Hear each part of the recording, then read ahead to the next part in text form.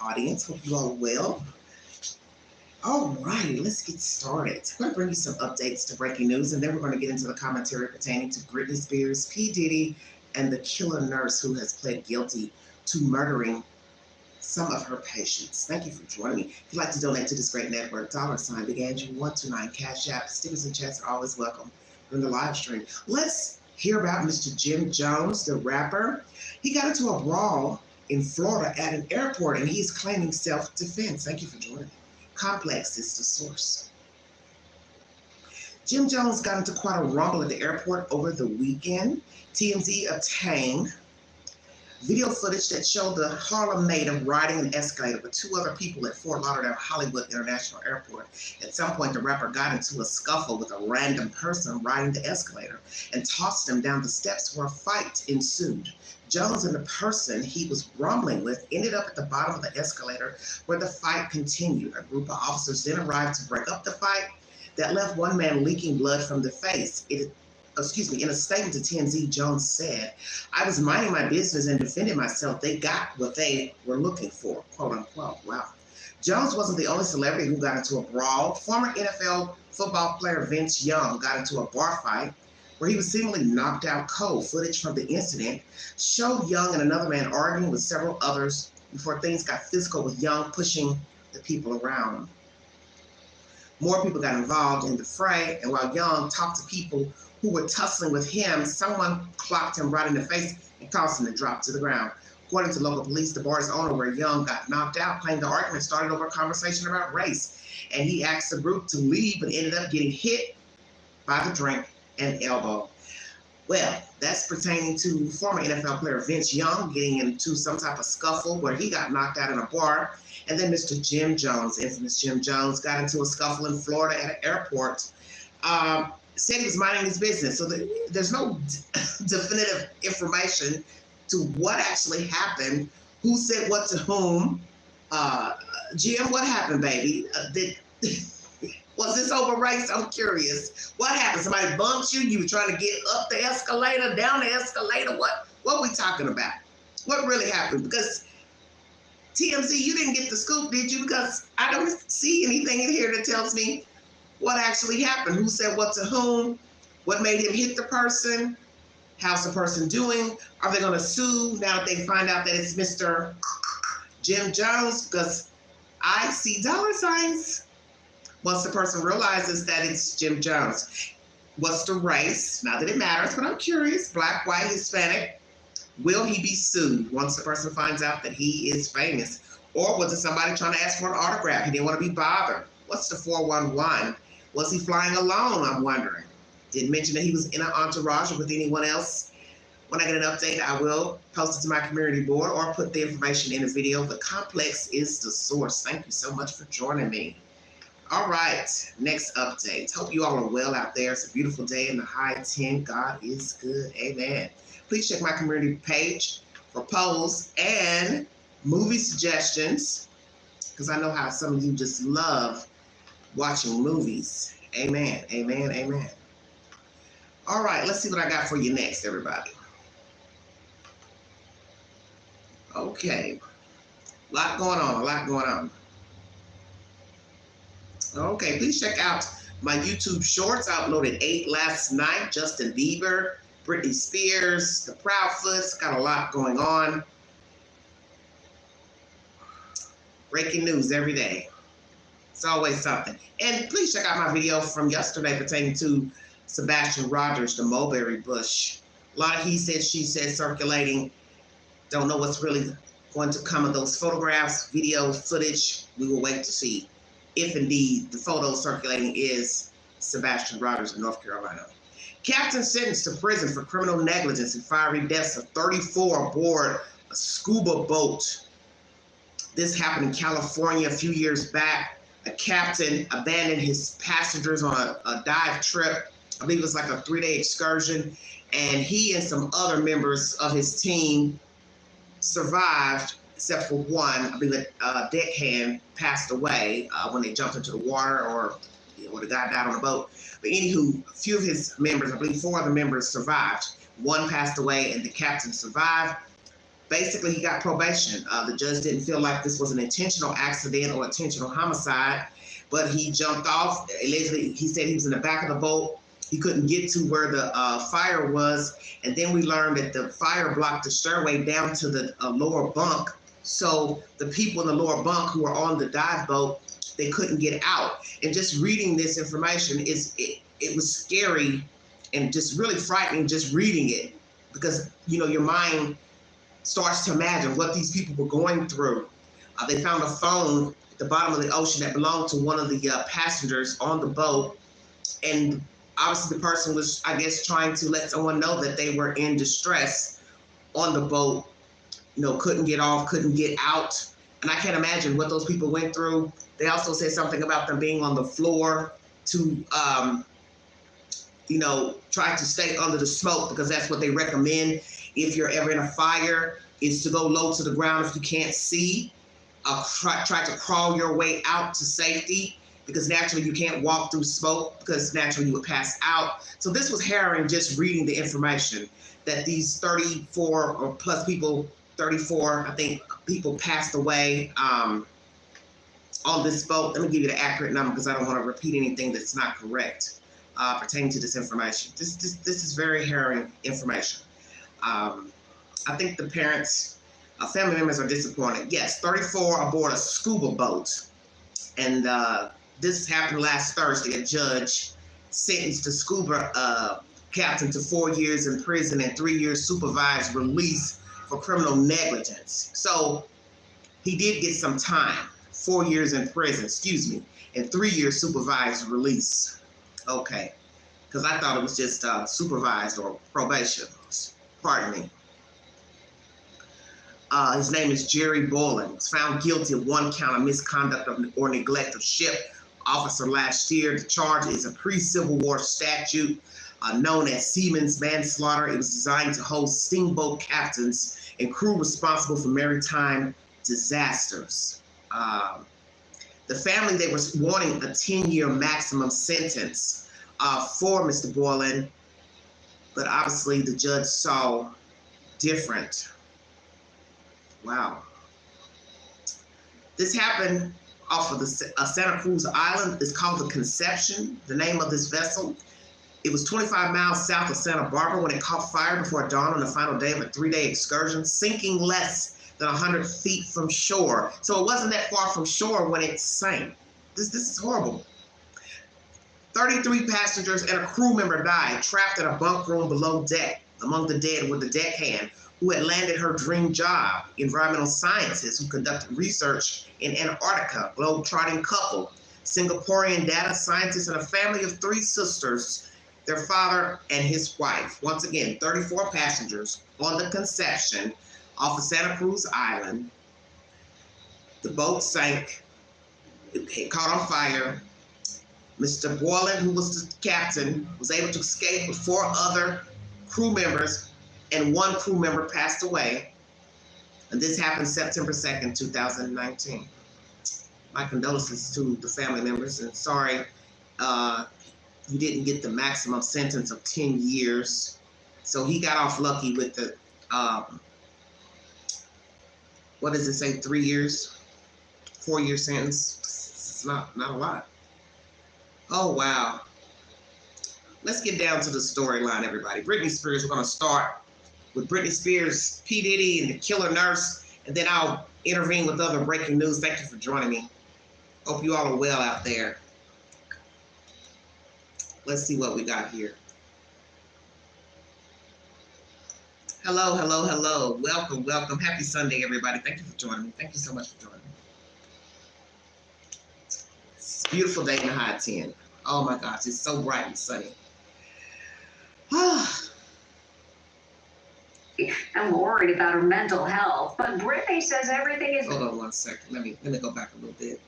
Okay, sorry about that. Learning more about what happened when paramedics were called to check on a nearly naked Britney Spears at a Hollywood hotel. 911 was called after guests reported seeing Britney acting erratically and worried about her mental health. But Britney says everything is being blown out of proportion. She says she just twisted her ankle.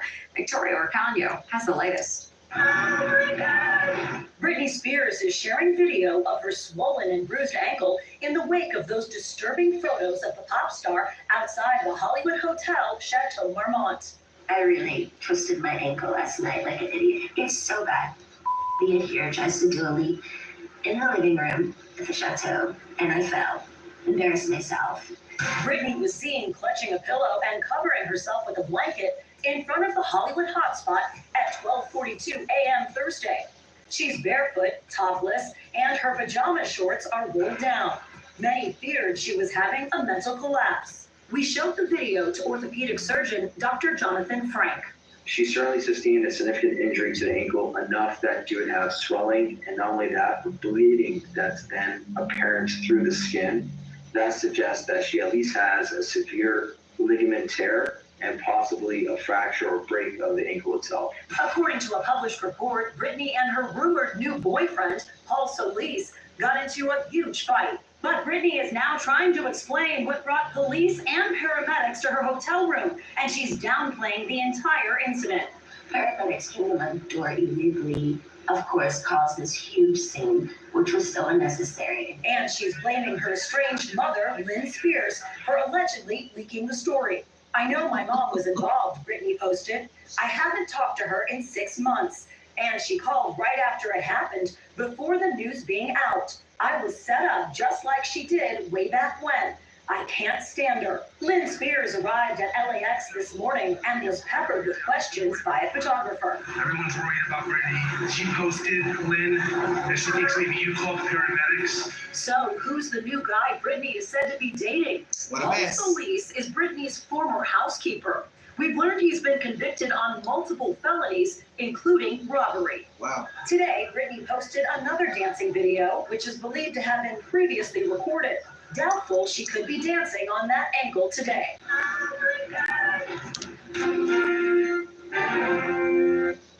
All right, everybody. What's going on with Britney? As most of you know, her conservatorship is over. I think it's been disbanded since 2021. Father has no more guardianship over her affairs. You also hear she's blaming her mother, who just arrived in LA. Mommy, why are you coming to LA? Are you coming to try to take her to court? She just handed over $6 million, $4 million. Wait a minute, let me get it right. It's a total of $6 million. A payment to her father for his lawyer fees and the debacle with getting out the conservatorship, and then money to her lawyer. So I think it's interesting she blames her mother. How would her mother have found out about the incident? Nobody at the hotel, I don't think, would know her mother to call and say, hey, your daughter's acting erratic, blah, blah, blah. I don't know what's going on with Britney. Obviously, she doesn't have a good relationship with her mother. I don't know if it's because of this conservatorship business. Possibly so. She probably doesn't have a good relationship with the father either. I don't know. But obviously she has some issues because they say she's in a hotel hallway screaming and hollering. And now she's saying her ankle, it is swollen really bad. If you go to the video here, Inside Edition, you'll see her ankle is swollen really bad. And I don't know if it's fractured, anything broken, but she needs to go to the hospital to have it checked out. Did she get into an altercation with the boyfriend in the hotel room? That's question number one. She said she was leaping. She seems to like to dance and jump around. Some would say maybe she's childish acting. I don't know what her problem is, but you're entitled to do what you want in your hotel room, your own house. But the point is, something happened to her in that room, and the foot looks really, really bad.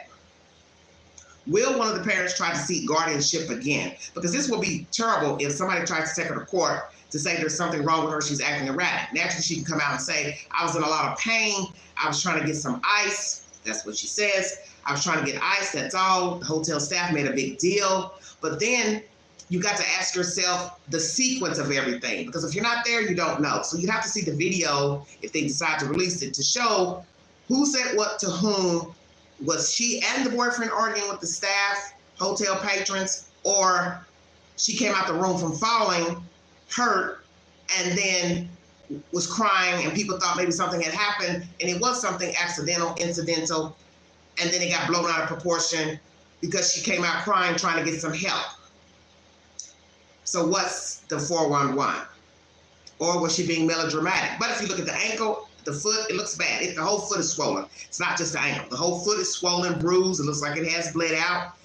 Blood has come out, so it doesn't look good. So I can see her being in pain, so I can't judge a person if they cried because they hurt their ankle. The point is, what actually happened in the room? Did she get in an altercation with this guy? You also hear they're saying that the guy has an extensive criminal record, felonies for robbery. You have to ask yourself, why would she want this guy? How did she end up hiring him to work for her? They say he was a housekeeper. Another article I read said he was the gardener. So either way, it's the same. Gardener, housekeeper, painter. People might say, what do you want with a bad guy like that? Why are you dating your staff, for one? Okay, it's one thing to date a guy out here who's been in trouble with robbery. What type of robbery are we talking about? Breaking and entering, car robberies, holding a gun up to somebody on the street, or breaking into someone's house with a gun. What are we talking about? When was the last time the guy was arrested? How many felonies does he have? How many robberies does he have? What the hell are you doing dating this guy that's robbing people? Now, I believe in redemption for everyone. People can change. Okay? Sorry if there's a little lag in this live. Sorry about that. To each his own. No one is perfect, of course. As I said, we're all human. Many people do have criminal backgrounds, and some of those people have redeemed themselves. They're living, breaking the law. They're not in trouble. They're not wanted. They're not on probation, not on parole. They are doing well. But some would probably judge her, those who've never been in trouble with the law, never dated a felon or a criminal or anyone that's broken the law, and might be saying, you know, there's a lot of men out here, maybe not as many as there should be, but why do you want this guy? Then you have to ask yourself, is this guy in it just because she's Britney Spears? Did he make the moves on her because she's famous, thinks she has money, and he's just using her? And it's not nice to say this about people because, like they say, everybody deserves love. You can't help who you're attracted to. But we do know that many wealthy people are used by regular people for their money. They meet and greet. They have no actually caring for them, loving them. It's just to ride the coattail and get what they can get, and then they hightail their ass on out of here. And one thing she should know, because she just recently signed divorce papers, I mean, the divorce is final with the last guy, marriage number 3, California's community property. So what's yours is mine and mine is yours. So you're the wealthy one and he probably ain't got shit. So therefore, you decide to marry this guy, you better have a prenup. Do you see where I'm going? And then 2, he sees that you act erratic, you've got a past behavior or mental illness, he can marry you, and then boom, go to court and say, she's acting crazy, she threatened me, blah, blah, blah, I need to have her committed. Do you understand? And that was also said in the commentary that I read, that if she had willingly went to the hospital, they would have kept her for observation, and that wouldn't have been good for her because she has a past situation with conservatorship, and easily somebody could have stepped in and started, you know what I'm saying, the paperwork, blah, blah, blah. Now, let's wait and see who's going to now go try to file papers in court to say that whatever happened at the hotel, she needs supervision again. And they said the restrictions were very tight. So naturally, she was thrilled to come from under that conservatorship when you can't do anything, go where you want, spend your own money, somebody's over your money. And we have seen so many young people, children and young people who had parents over their accounts, business managers steal their money, take their money, and they're no longer speaking to their relatives, okay? Parents, because of stolen money. So I also like to know, did the father dip into the pot while he was her conservator? I'm very curious to that. What really happened in that hotel room, Hotel Marmont? Was there a fight, altercation? Did something get blown up out of proportion between she and the boyfriend? She overreacted, ran out, screamed, hollered, wanted attention. I don't know. I'm not here to judge her, but she needs to be very careful of every move she makes now, because every little thing will be dictated, watched, and it'll be too easy for people to take advantage of her. And she needs to understand that. But if she does not have the mental capacity to understand, she's in a world of trouble. Let's just keep it real. Whether it's this guy she's dating, her mother, father, whomever. She needs to be very careful how she talks, how she acts, how she represents herself, because all it takes is for somebody to say, oh, here she comes. She's going to start doing something. Somebody can easily do something just to set her off deliberately to get a reaction out of her. I think that's exactly what happened with the umbrella incident. I think somebody was goading her then, if I'm not mistaken. I could be wrong. And she just popped off with the umbrella. And next thing you know, somebody takes a picture and it looks like she's, having this meltdown, but you don't know what mood a person was in. You approached them saying something crazy or something out of the way, or, hey, can I get your picture? Maybe she wasn't in a good mood that day. And then you're bothering her, so then she wigs out. Maybe she was upset, depressed. And then you take a photograph, it looks like she's, going ham. I'll have to go back into the book on that one about the umbrella. But like I said, everyone's entitled to have a bad day, but what you need to understand that when you are famous, you have to hold yourself to a certain caliber. You cannot just pop off and go off, because that is what they want, is a reaction, because they are there with a camera. You always have to remember that. They are there with the camera for a reason. Take that photograph. There you are looking like you're a mad person. A mad person. Does she have a mental illness? Is she bipolar? Is she schizophrenic? What is her malfunction? Has she been diagnosed with a mental disorder? That is what I'm curious. Because let's just say all these years of being on a conservatorship, she wasn't really doing any overt things. Then one would have to wonder about that original incident with the umbrella. Did she deserve to be under conservatorship? Do you see where I'm going? What's the truth to her mental status? Is it she's high strung? She easily angers. She's emotional. We have seen people who are very emotional. They get upset. They also lash out. So is she that type of creature? But as I said, when you are famous, you have to watch your every move, your every conversation, because now that you've had a conservatorship, it will be very easy for somebody to just come along, say or do something, set you off, and then here you are being dragged into court, and someone's stating that you're unstable, and they don't know shit from Shinola. They don't know what really happened. They're just going by a photograph and a video. And then here you are having to explain yourself to a judge again. Hey, I'm okay. I was just, had a bad day, or I had a little disagreement, or I sprained my ankle. I came out crying, just wanted something, some ice. It got blowed up. So what's the truth? Blowed up, or she's deflecting? Because she doesn't want trouble, and she doesn't want anyone coming suing, trying to take her to court and be over her estate again. What's the truth? I kind of thought maybe she was deflecting. That something happened in that hotel room. She came out crying for a reason. Maybe she did have a fight with the boyfriend. Maybe she feared for her safety or ran out just because she didn't want to be bothered. And then one thing led to another. Okay? Police was called, ambulance, whatever. What really happened in that room? In the thumbnail, it's a bit fuzzy, her things are being pushed out on a gurney, not her. So she decided to leave. So I think she did the best thing. She knew what time of day it was. Let me get my ass out of here before somebody tries to put me on this stretcher and make me go. And naturally, you can't make a person go. So long as she's not bleeding, bloody, shot or stabbed, you see where I'm going? You can't make her go to the hospital. And she knew better than to go. Now, I will say, she needs to have that ankle checked out, because it doesn't look good. Thank you for joining me. Next conversation is pertaining to P. Diddy. Oh my goodness, what a debacle. More mess. Mr. Bonds has decided to speak pertaining to P. Diddy. He once worked for him as the head of security, and he has some things he wants to say pertaining to Sean Combs.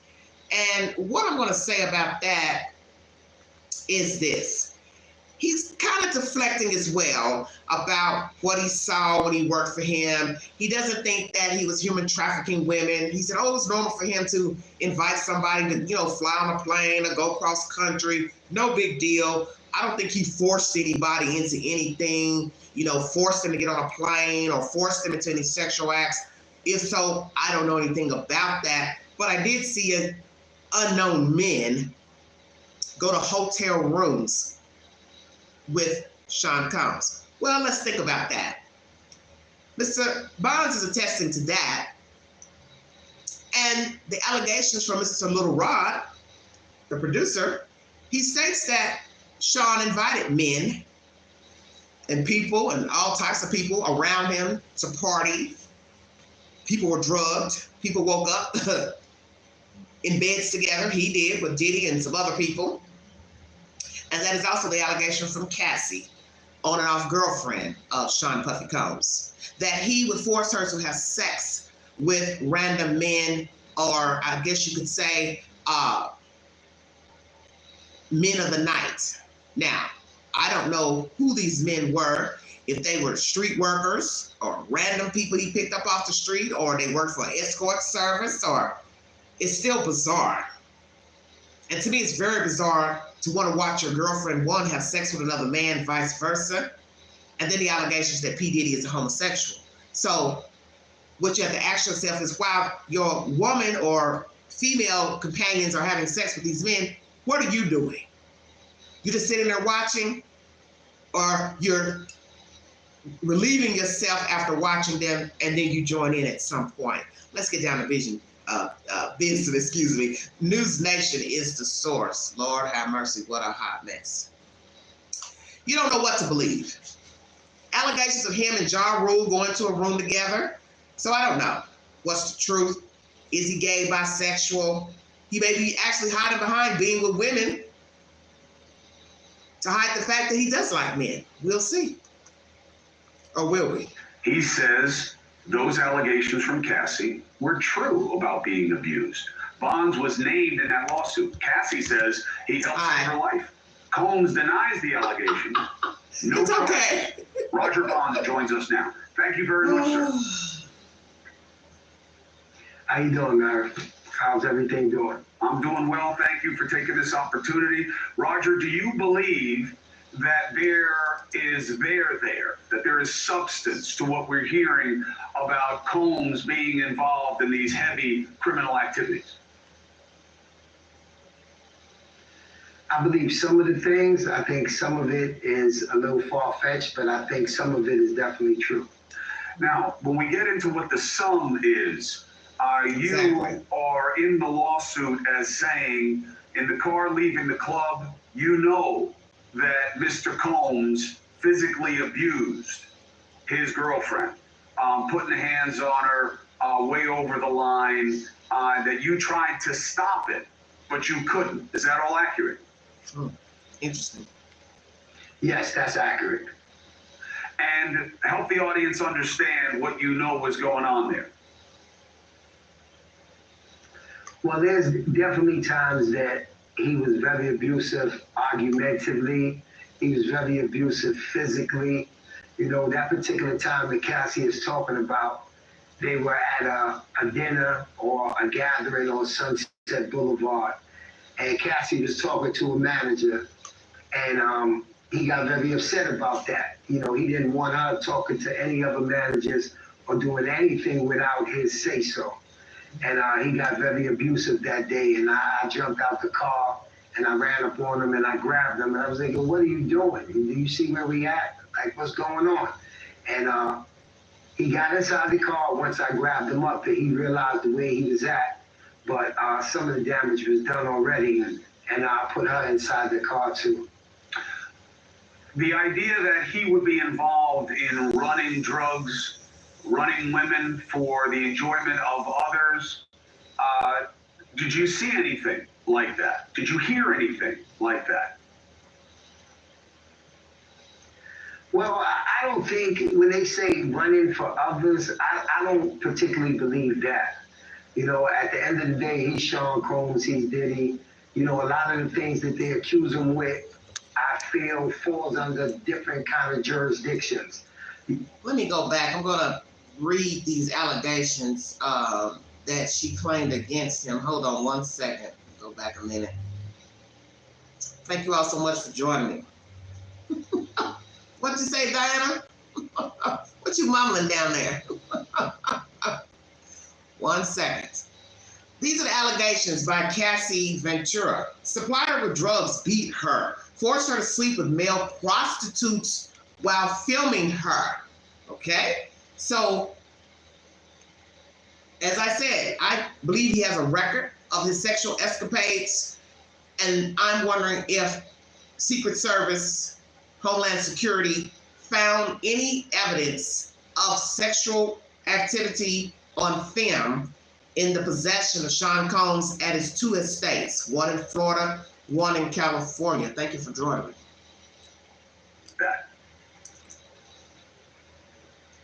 Well, I don't think when they say running for others, I don't particularly believe that. And also forced his way in her home and sexually assaulted her. That's the other charge. You know, at the end of the day, he's Sean Combs, he's Diddy. You know, a lot of the things that they accuse him with, I feel falls under different kind of jurisdictions. You know, it's been plenty times we've been out the country, we've been in other cities, other states where you meet people at parties, I did a few. party, they go back to the hotel, and he has a private jet. So he says, hey, you want to come to New York? You want to come to LA for a week or two? And they get on the jet, and for a week or two, they might be there, and then he'll tell the assistant, okay, flying back. If that falls under sex trafficking, then yes, but as far as like physically sex trafficking and making someone go somewhere, I don't believe that to be true. Well, let's address that, Mr. Bonds. Just because I ask you to go somewhere with me and you overhear that and you don't see me forcing the person, that's one thing. But once we are behind closed doors of an establishment, business, hotel, home, you can't say what he did once the door closed, as a relative one said to me. Once the doors are closed, all bets are off. Exactly. So when you go into someone's home, house, trailer, car, or your home, car, trailer, all bets are off.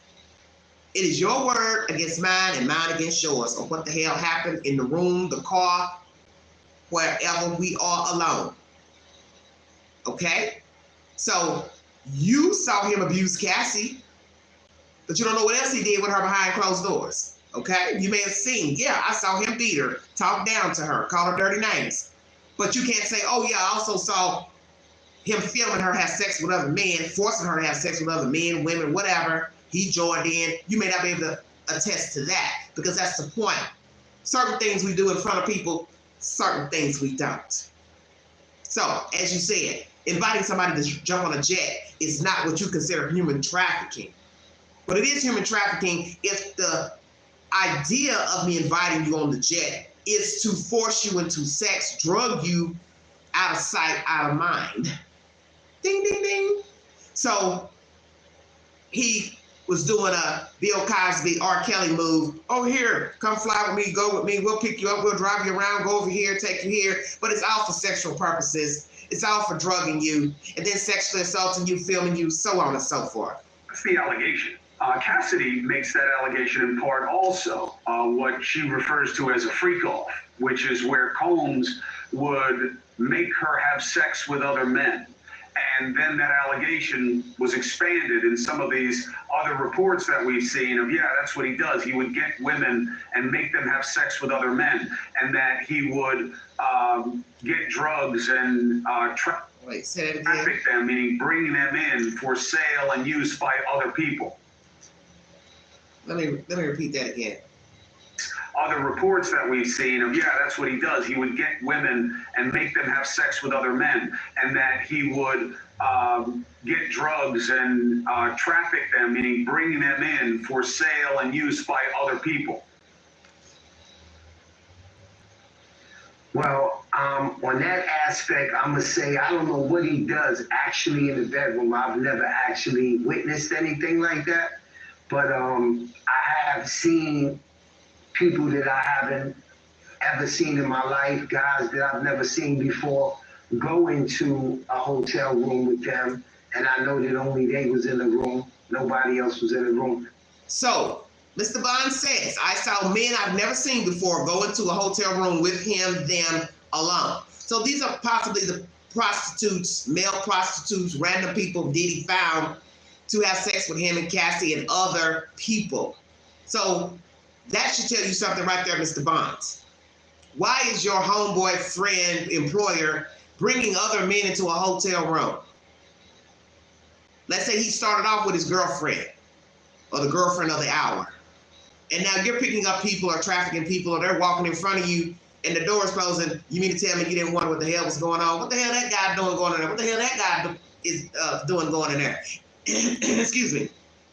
And then you don't know how many guys were going in the room at one time. So I wish Cuomo would ask, well, how many men went in the room at the same time? Shut your mouth. Because as Cassie said, it was a freak off. So it's a freak off one guy at a time coming in the room, or two guys in the room, or three guys in the room, other females in the room at the same time.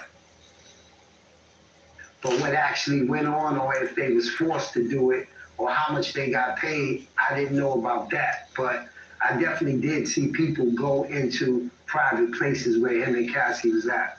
Do people who know the realities think Combs is going to get hooked on at least some of these charges? And why do you think his friends aren't coming forward to defend him? Well, I think a lot of things that he's being charged with, a lot of things that he's being accused with is the norm. You know, I think that's part of Hollywood. I think that's the rich culture. And I think a lot of them is scared to come forward because this is what they've been doing for the last 10, 20, 30 years, as if it's just a regular thing. Okay. And by Cassie speaking up and finally standing up for what I feel she should have did a long time ago, it's given a lot of people courage to speak up on the things that they thought was the norm. Hey, thank you for watching. So it was the norm, he says. The behavior that Diddy was displaying behind closed doors in public. Very interesting commentary by Mr. Bonds. This is the former security for P. Diddy. So when was the last time he worked? I believe I read 2003 to 12, if I'm not mistaken. About 9 years he worked for Sean. He can't say what went on in the rooms. He can't say that anybody was forced into sex. But that's the illusion. I got to get you there first, right? Just like a horrible date, bad date, date from hell, sexual assault. I got to get you there first. I take you to dinner. I'm not going to jump you at the table. Say, well, I'm probably not going to drug you at the table. I'm going to drug you when I get you back to the room. I'm going to jump you when I get you back to the room. Then I'll have my way with you. I'm not going to do it in public. But as you see with Cassie, he felt like he owned her. So hell yeah, I'll beat her in public, snatch her around, tell her who she can talk to. Hey, don't talk to that producer guy. What do you want with him? Blah, blah, blah. He, yes, is a controller. He's a narcissist. He's a sicko wacko. Many people thought there was something wrong with Sean back in the day anyway, when he was always in the videos of his proteges. Many people thought, okay, this is their time to shine. You already have a name. Why are you always in your proteges' videos? Why are you always jumping around in their videos? And maybe to some people, they didn't really think, made a big deal about it. Well, he's a producer, he's whatever. Maybe he's writing the music, he wants to shine with his artists. But at some point, it doesn't look good. Everyone that's on your label, you're in their videos. Now, there's another guy who has been known to be in some of his artist videos, rapping or whatever, Khalid, DJ Khalid. So everything's about your interpretation. What I'm curious to know is in the rooms, were there more than one man with the woman that he took in the room? Sean took a date. Sean took Cassie. Was there one man or more than one man? Were there also women in the rooms having sexual relations? Was it just a big old orgy, or as Cassie called it, a freak-off? What does she classify as a freak-off?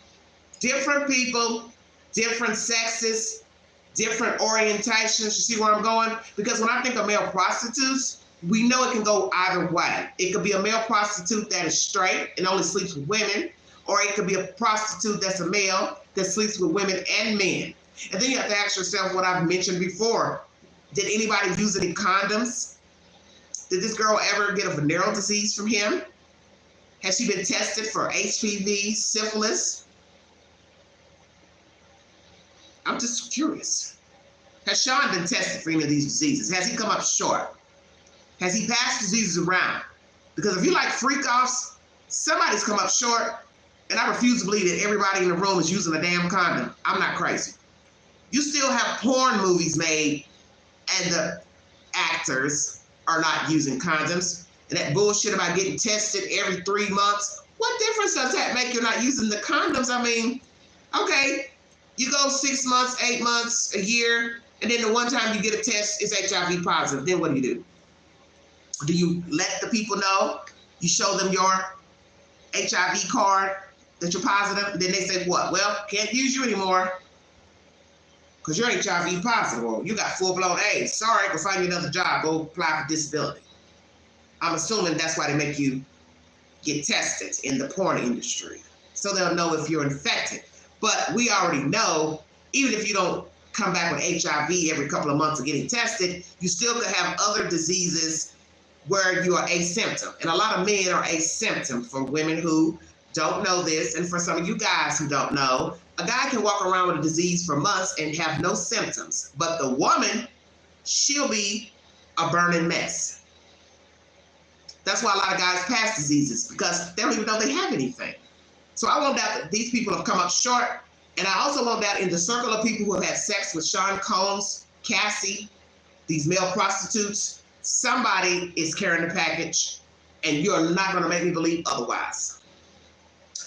If indeed you are not HIV positive, you are a lucky, lucky bird.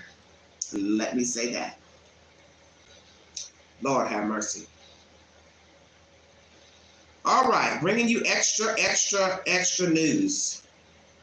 I'm going to throw something in about O.J. Simpson. Thank you for joining me. O.J. has some LLC companies, so that means his money's tied up, and he made sure to do that so obviously the Goldmans and the Browns wouldn't get his money.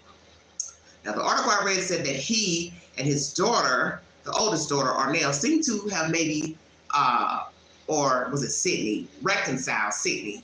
That's the daughter by Nicole. I think I got that right. I don't really know who was there with him. The baby son, Justin, I believe, was there with him because they said other people were there, but I don't think everybody was there. He works in real estate. Sydney works in real estate in Florida. OJ got a pension from the movie industry and being in the NFL, about $300,000. So that money stops because he is no longer alive. But they say he had LLC companies. So that means he had his money tied up to where nobody could get to it. So who did he leave the money to? Because as I told you before in my commentary, O.J. Simpson made sure to say in his will that anybody that contests anything left behind will only get $1. So I was just assuming that was for his children. But then it dawned on me, oh, that's right, the Browns and the Goldmans, they still have money owed to them by Mr. O.J. Simpson and his estate. So will they be able to get anything? Well, like they said, certain things with the LLC companies may have a hard time. The Goldmans and the Browns will have a hard time getting his money because the way he got it legally wrangled up, the money will naturally go to his children. And if there's anything left, where is that going to go? Because how are they going to get something? He has 4 children, and by law, they are entitled to get his money. I also read he had some tax liens from California, about $5,000 or so. Naturally, I would assume the government would want that money. And I feel like this. He should have paid that as soon as he got out of prison years ago. We also learned that he would golf with people and they would have to pay him cash. So he dealt with cash only. Autographs, memorabilia, signed, cash only. You want to play golf with me? Cash only. The house he lived in was rented by Arnell. Okay? Rent was about $3,000 or so a month. So OJ didn't even own a house when he died. Okay? He didn't even own a house, but he did have companies, and I believe they were wrangled up with his name and his older daughter's name, if I'm not mistaken. So what did OJ leave behind? What was his worth? A source says he was at least a millionaire. Don't know if it's the low million or the middle millions, don't know. But he had something.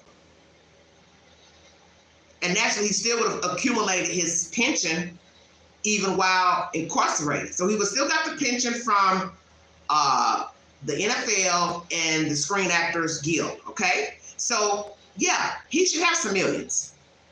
And frankly, like I said, even if he owed the tax lien in California, he could have had that paid from his estate. Somebody should have been over his estate while he was incarcerated for the robbery, at that hotel in Las Vegas. You should have easily paid any taxes owed. So that way when you come out, there's nobody trying to sue, take nothing, except for naturally the Goldmans and the Browns. Allegedly, he only paid the Goldmans $133,000 total from the moment that the jury found him guilty for civil liability for the deaths of Nicole and Ron. We will see. We will see how much he had left behind, who's going to get the said whatever companies. What was his relationship also with all 4 children? Was he on speaking terms when he got out of prison and when he took his last breath? Once again, O.J. Simpson died at the age of 76 from prostate cancer, stage 4, if I'm not mistaken. And it's an interesting debacle. And I'm sure there will be more commentary coming out pertaining to the life of O.J. Simpson and Nicole Brown Simpson and so on and so forth. Woo! A lot of information. All right, trying to bring you updates to things I haven't mentioned in the past week since I've been so busy moving about. Just want to go through all of my stories to make sure that you all know everything. And also, I told you also when one of the children could talk to him about his mother's death, their mother's death, he basically, he said they knew what to say and not to say. They knew not to ask him, hey, did you kill my mother? And also, his first wife says he never was abusive to her. He knew better. She said he would have got hit upside the head with a frying pan had he ever tried to put his hands on her. She's also remarried and living in the Fresno, California area, living a quiet, private life, his first wife. And she also does not believe that O.J. Simpson murdered Nicole Brown Simpson. Just recapping everything in my brain. Will the Goldmans and the Browns get their money? You have not heard the Browns speak pertaining to O.J. Simpson that I know of, the parents or whomever, the sisters. So are they currently still seeking money damages from O.J. Simpson and now his estate? I'm curious. My third story is pertaining to a dirty nurse who was giving insulin to her patients to kill them deliberately. That's my next source. Thank you so much for joining me. If you'd like to donate to this great network, $BeGanji, 129 Cash App. Stickers and chats are always welcome during the live stream. Let's get down to business, everybody. Justin Bieber, what's his problem? He was crying on the internet a little while ago. No one knows what he was crying about, but he's been seen in Hawaii with his wife. They seem lovey-dovey. Justin Bieber, what's going on with you? You're depressed, upset, bipolar? What's the matter, sweetheart? Talk to the queen. Come talk to the queen and tell me what's going on with you. Because everybody's got something going on lately. Jesus wept. I can't fool with all these crazy people. NBC News is my third source and last subject matter for the hour, everybody. Emotional and tearful victim impact statements span hours as Presty sat emotionless. The victims all died in nursing home facilities under Presty's care. 2 men and 2 women surviving Presty's attempts, but their families say they'll never be the same. 95-year-old Betty Hutchison suffered a stroke after Presty gave her insulin. Her family says she lost use of her hands and speech. She can't read her own Bible by herself any longer, but we read and we go there and we pray with her. If Presty's sentencing was a funeral, Sherry Gibson may have delivered the eulogy. Her family is deeply religious and told Presty, one day you will stand before another judge in a higher court. We have a promise from God that he still loves you. A moment of grace amid understandable and overwhelming anger. The one time Presty broke down in tears. I looked over and I saw her reaching for a Kleenex. And it kind of dabbing her eyes, and I was like, well, Lord, you know what's best. You knew what needed to be said here, and with your help, I tried to say it. Thanks for watching. Stay updated about breaking news and top stories. So this nurse was giving her patients insulin. She pled guilty. What do you all think about that? Giving her patients insulin to kill them. Nursing home facilities. Hold on one second. I might jump offline here. All right.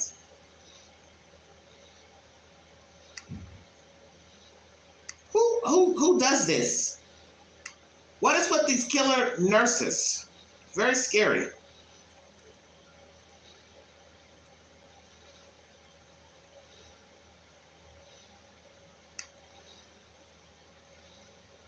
Thank you, Bandit. Thank you. That's why the lighting's better.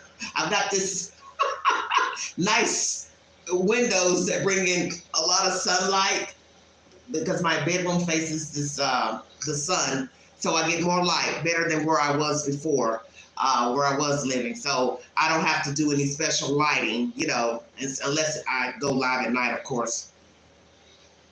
All right, everybody. This was uploaded 2 days ago.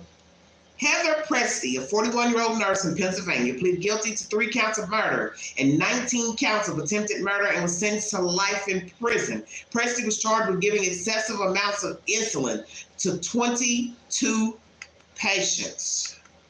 Dear God, what is wrong with this woman? Female. I think she's attempting to hold on to the marriage. Oh, Brandon, you're still talking about Justin Bieber? Okay. All right, everybody. New York Post is the source. Killer nurse sentenced to hundreds of years behind bars for deaths of 17 patients. Uploaded May 3rd, everybody. A Pennsylvania nurse who administered lethal or potentially lethal doses of insulin to numerous patients pled guilty to 3 counts of murder and other charges Thursday and was sentenced to life in prison. Heather Presti, 41, was given 3 consecutive life sentences and another consecutive term of 380 to 760 years.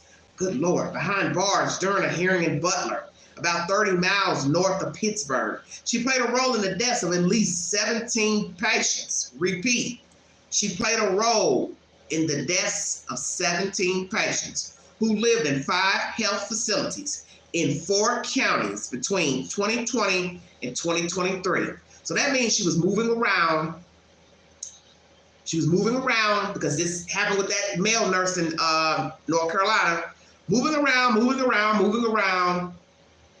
And naturally she's gonna move around, or whomever the suspect is, because they're getting wind that somebody's looking around saying, hey, you know, something isn't right. Hello? Oh, a picture? Hold on. 1 second.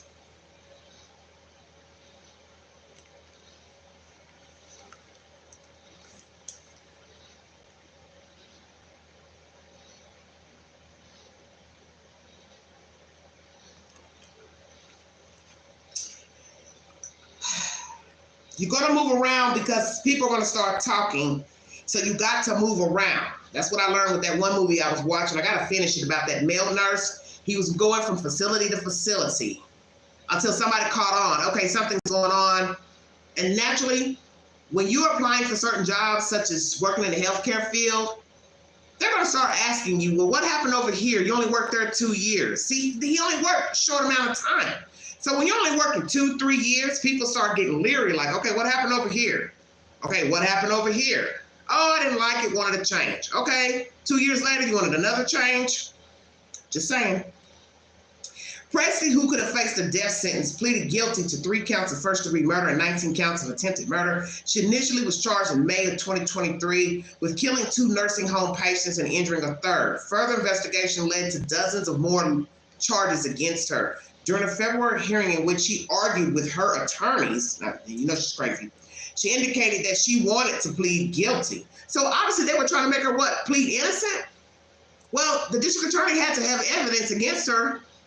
So maybe they wanted her to say she was insane. And maybe she didn't want to say that. Maybe she wanted to take accountability. Hey, I killed these people. I know what I did. It was wrong. And I want to own my part.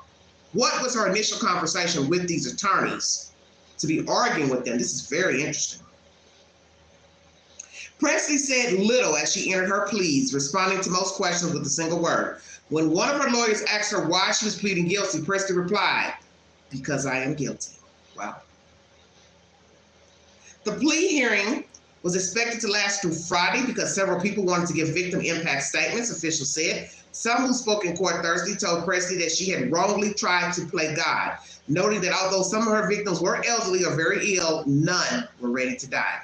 Presley didn't look at the speakers or react to their comments, even when one shouted an expletive at her that led the courtroom gallery to break out in applause, according to news reports. Wow, can you imagine that? People clapping in the courtroom. And the judge, order in the court, order in the court. You better be seated or I'll have you thrown out of here. You know how that goes. Another speaker told the court, she is not sick, she is not insane, she is evil personified. I looked into the face of Satan myself the morning she killed my father. Prosecutors alleged that Presley of Harrison gave excessive amounts of insulin to 22 patients, including some who weren't diabetic. She typically administered the insulin during overnight shifts when staffing was low and the emergencies wouldn't prompt immediate hospitalization. Most of the patients died soon after receiving the insulin dose or sometime later. Wow. Her nursing license was suspended early last year, not long after the initial charges were filed. According to court documents, Presley sent her mother texts between April 22 and May 23, in which she discussed her unhappiness with various patients and colleagues and spoke about potentially harming them. She also voiced similar complaints about people she encountered at restaurants and other places. Oh, shit. Presley had a history of being disciplined for abusive behavior towards patients and or staff at each facility. Stay woke, because I was going to mention that. Was she hard to deal with? Was she the type that she didn't want to follow rules? She couldn't take instruction. She didn't like to be told what to do. Then why go into a field of this caliber? Because you're dealing with the livelihood of people's lives. Naturally, you're going to have a supervisor. Everybody has a supervisor, unless you're the CEO of a corporation and you own the corporation, which she didn't. So what was her problem with taking what? Instructions, criticism from others? And some of us are like that. Some of us are hotheads, we're stubborn. But naturally, you know, somebody has to tell you something to do. Whether you rent, apartment, house, trailer, you have a job, somebody has to tell you what to do at some point. I think we all know this. So once again, she's telling her mother that she's unhappy with the patients and the colleagues. She also talked about harming them. Also voiced similar complaints about random people at restaurants and other places. Presley had a history of being disciplined for abusive behavior toward the patients and or staff at each facility, resulting in her resigning or being terminated. See, I was wondering about that.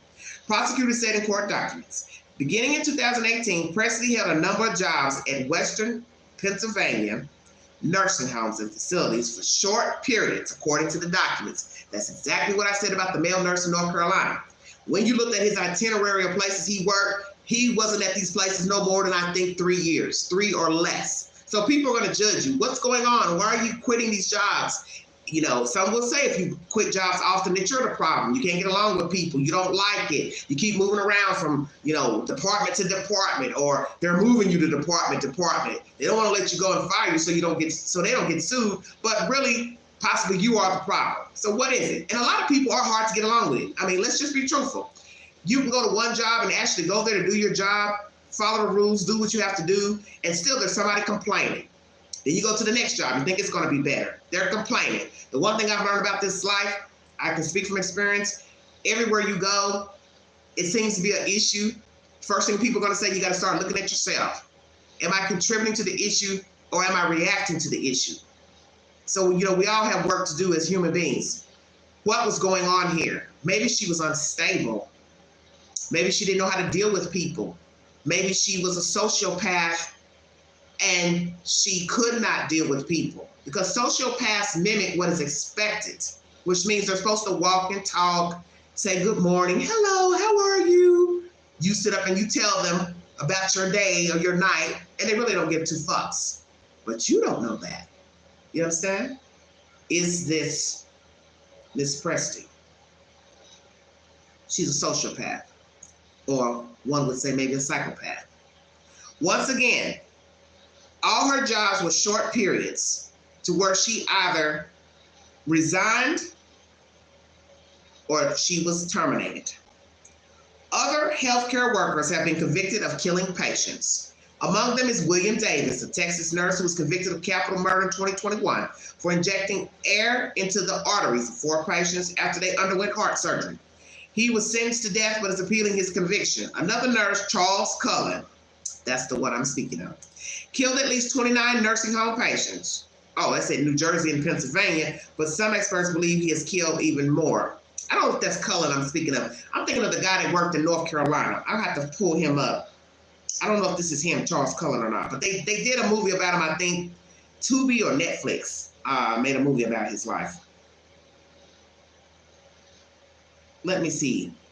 Nurses. Let me pull up that nurse. That might be Cullen, because I know he had a whole lot of jobs. Well, she's going to die in prison, so there you have it.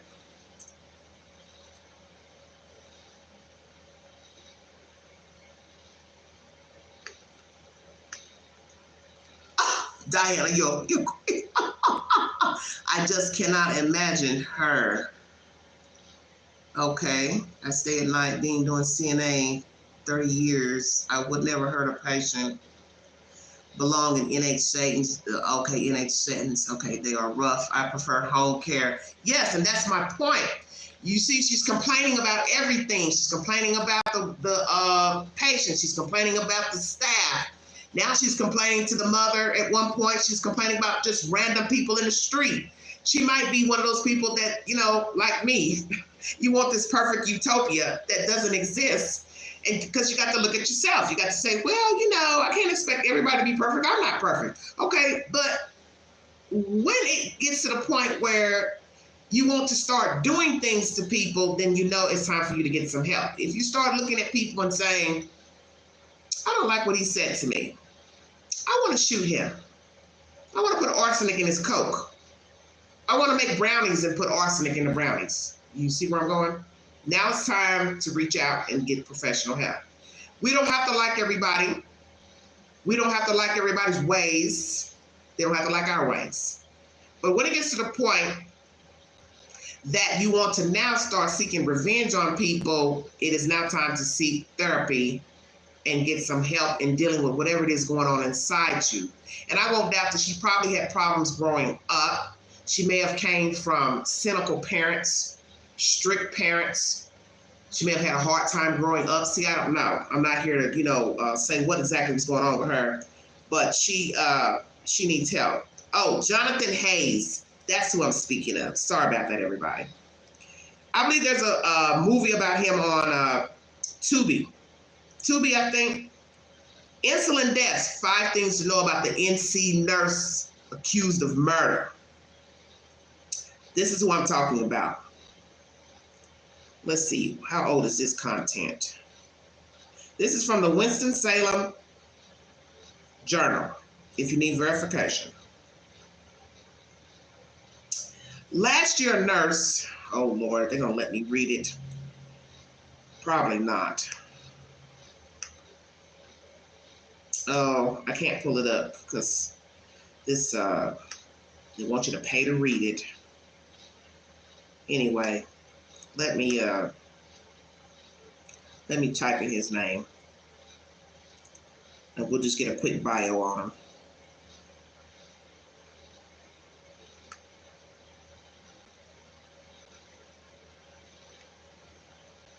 Oh, that's not the Jonathan Hayes I want. Somebody else has the same name. Ooh, that's scary.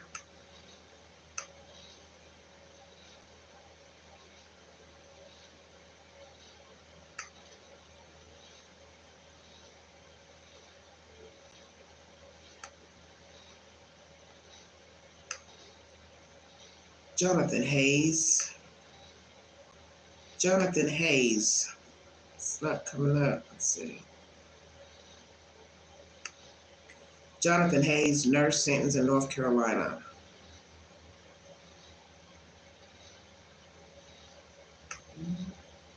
Jonathan Hayes, nurse sentenced in North Carolina.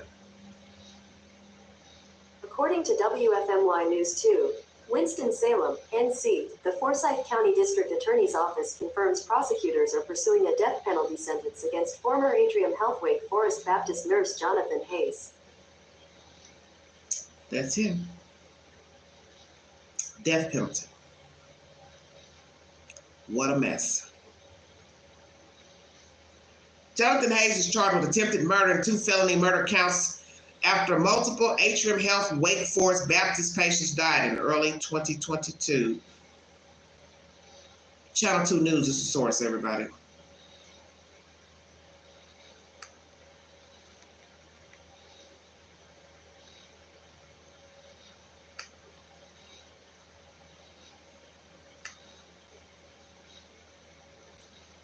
All right. That's Mr. Hayes. One of the killer nurses, North Carolina. The Forsyth County District Attorney's Office confirms prosecutors are pursuing a death penalty sentence against former Atrium Health Wake Forest Baptist nurse Jonathan Hayes, and this was uploaded March 15th of this year. Hayes was a nurse in the intensive care unit at Atrium Health Wake Forest Baptist when investigators charged him with 1 count of attempted murder and 2 felony murder charges. Investigators claim the 2 patients, Gwen Crawford and Vicky Lingerfeld, both died in the ICU after experiencing an episode of hypoglycemia, that means low blood sugar. Search warrants said both women were given 100 units of insulin, which attributed to their deaths. Both were ruled homicides. Search warrants claim surveillance video captured Hayes taking insulin from a medication room, but Hayes said he threw the medications away in a sharps container. Warrants went to claim that Hayes did not follow the hospital's dual verification method properly before giving certain medications, including insulin. Wow, wow, wow.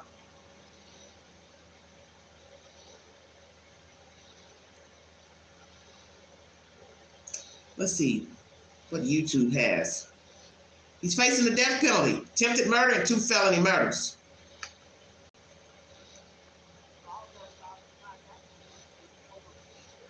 It's too low, I can't hear it. Jonathan Hayes, everybody.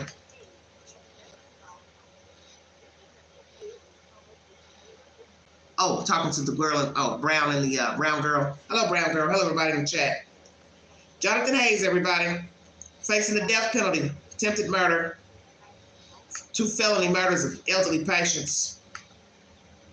And as you see with Presti, the female who I was speaking of, she was also getting, I don't know what it is with them and the insulin. Thank you, Diana. Thank you very much. Thank you. Thank you.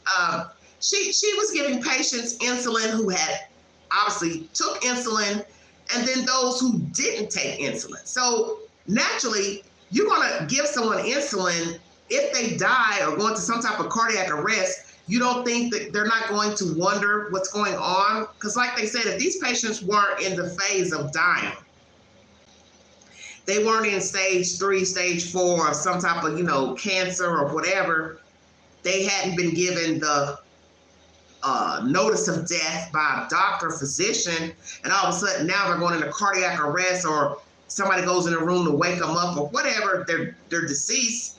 They're going to do an autopsy, I'm assuming.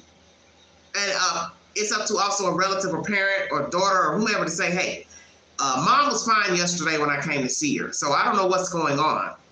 My understanding, nobody said she was getting ready to kill over. I want an autopsy.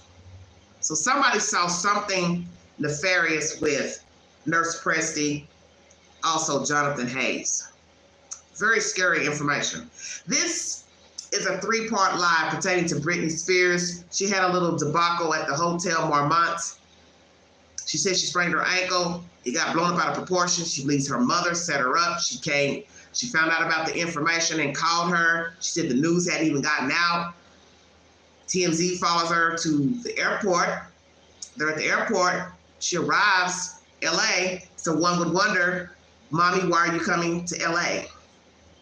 Are you coming to try to file paperwork on your daughter to get guardianship like the father did? Will a judge enter another guardianship because of this incident at the hotel? First, you're going to have to prove what actually happened to her.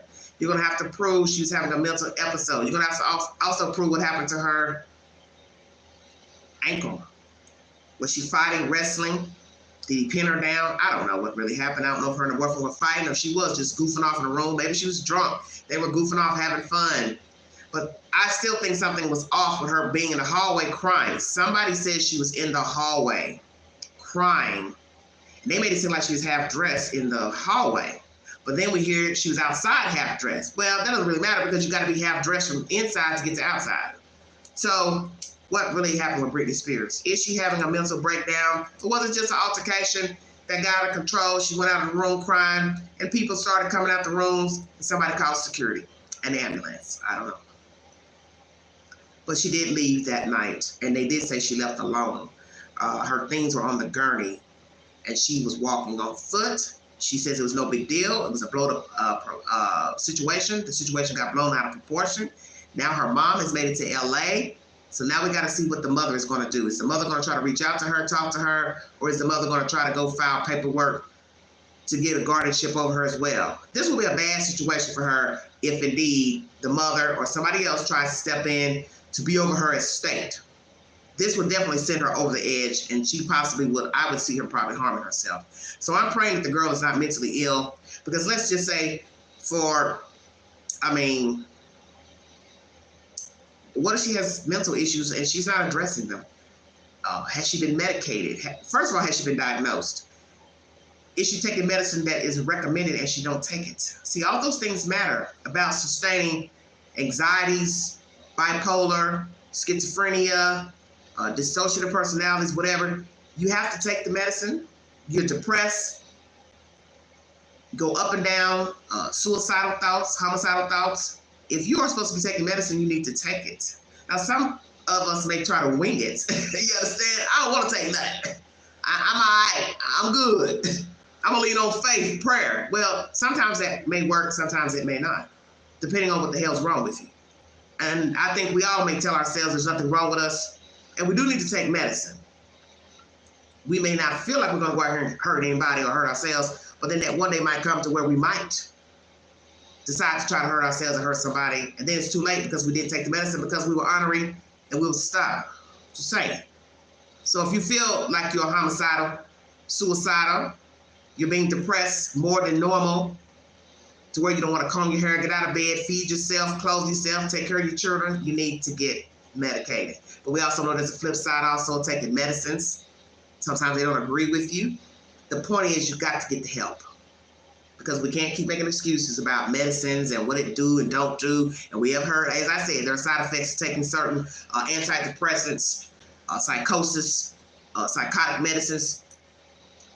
Best thing to try. You start feeling weird, then you go to your doctor and you say, this is not working. I'm having some really weird side effects. I feel worse. I don't feel better. Then maybe the doctor can adjust the medications. Puff Daddy. I'm tired of talking about him. Another thing I forgot to say during this live stream, because I be forgetting stuff, I'm getting old, or older. A design firm, I believe in Louisiana, is suing him for $100,000 for an unpaid bill. Now, when was this exactly? Puff Daddy, I don't know if these people have been calling you before all this mess came out with Lil Rod, Cassie, back in the winter of 23 up until now. But the best thing you need to do, let the queen talk to you. I'm an old head, so let me talk to you. Whoever you owe currently, please pay them. If you owe the newspaper, anybody that designed any outfits for you, light bill, water bill, gas bill, taxes, please pay your damn bills, because everybody's getting ready to come out the woodwork saying you owe them damn money, okay? Yeah, she probably needs meds. Everybody's getting ready to start coming out saying negative things about you. So as I just said, New lawsuit against Puff Daddy from a design firm that says he owes this company $100,000. Please pay them as well. Pay them, pay Pookie, Ray Ray, Bubba. Start divvying up your accounts, your estates. Pay all due bills, taxes. The mortgages you owe, either pay them or sell those damn big ass houses. You can't be in one house at a time. And I won't doubt if charges will be brought, especially for the human trafficking. That's the problem. Now, as you heard Mr. Bond say, I don't have any proof of him human trafficking. I don't think it's a crime. People won't, fly around the world with him. But the point is, flying around the world, flying around the United States, that's what's on paper. What you do when you get to the location is where the human trafficking comes in. I flew you around the world and around the United States to force you into sex, force you into inhumane sex. Now, everybody's got their own interpretation of sex. Some people like standard sex. Some people like other kind of sex. Some people like dominant sex, violent sex. Some people like to be filmed. Some people like sex with animals. Whatever you like, that's your damn business. But when it comes to being forced, that's totally different. If you say I want you to have sex with a man, I say no, then that's what the hell I mean. You want me to have sex with a woman, I say no, that's what I mean. I don't want to have certain types of sex, certain different ways, that's what I mean. I don't want to have sex with an animal, that's what I mean. I don't want to have sex publicly, that's what I mean. Oh my Lord, there's a new notification. Hold on 1 second, everybody. Oh shit. Hold on, something done happened. Oh Lord, I can't pull it up. Let me look. There's something bad that happened pertaining to, I think, Puff Diddy. Hold on. I'll be damned while I'm talking about him. Live on the live stream. Shh, damn. Excuse my language. Oh, shoot. So, I just got a notification.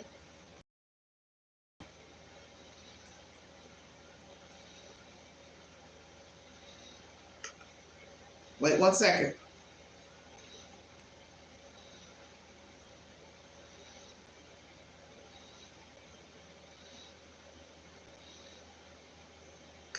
Oh, this says rumor. I thought they were going to say he got shot. I was going to say, what the hell did happen now? Hold on. Let me see what this nonsense is. That's just so funny. This will come up while I'm talking about him. Scary. That's why I know they're listening to your conversations. Meta or somebody. When a woman says no, she really means yes. She's just playing hard to get in the past, has a whole shitload to answer for. Yeah, I guess so.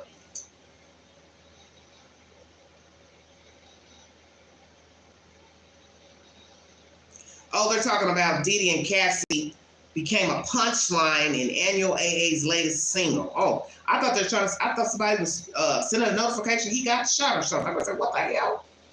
It says, on his new release, Toki, Annual AA goes directly, I don't know what this mess is. Hold on.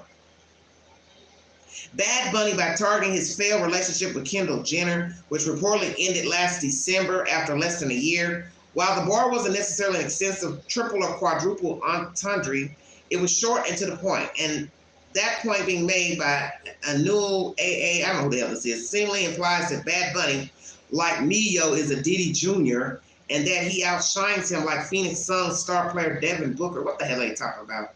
I don't know what the hell this is.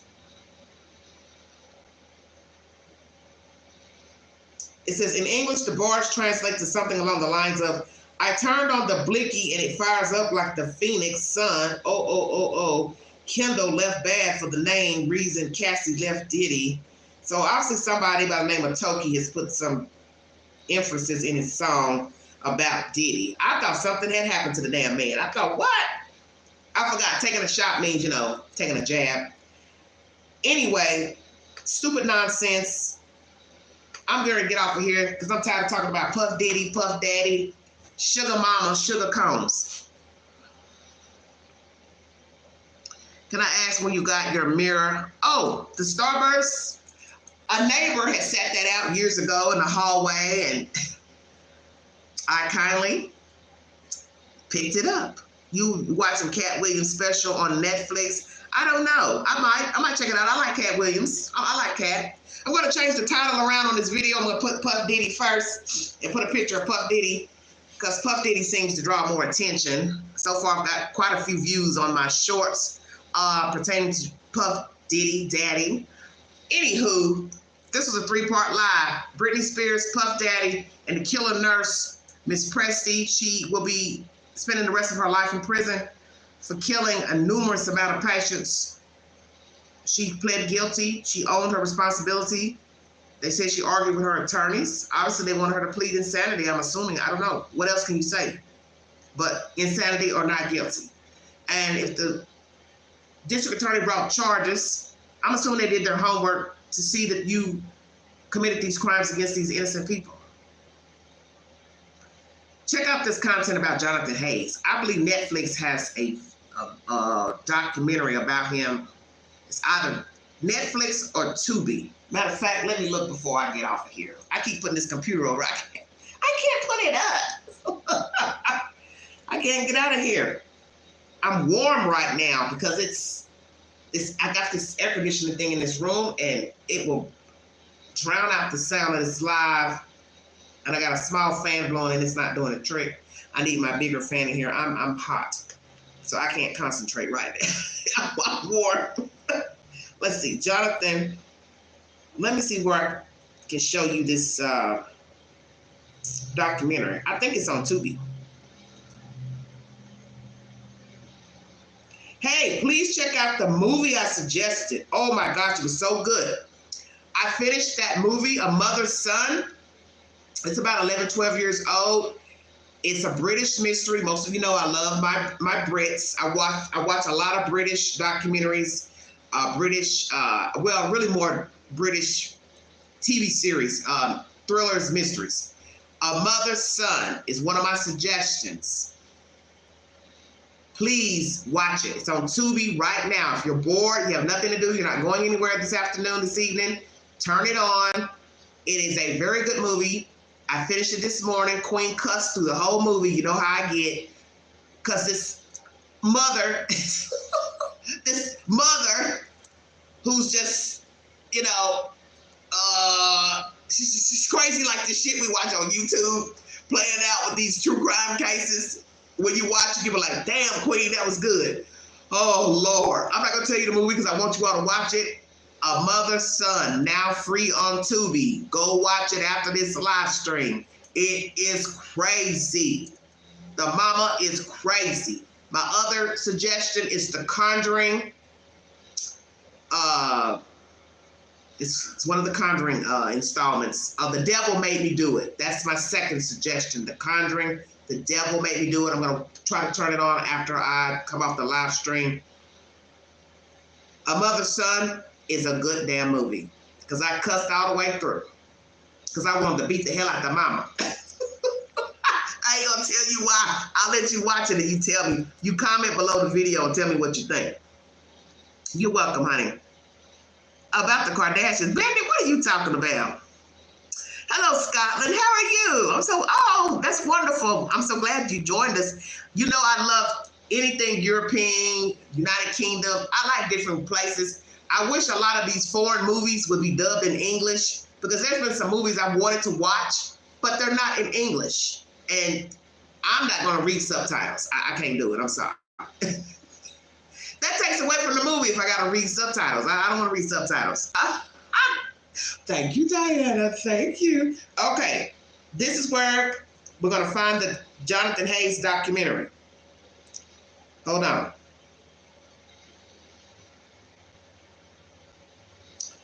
Oh, this ain't it. Hold on. Killer Nurse Jonathan Hayes documentary. What network is it on?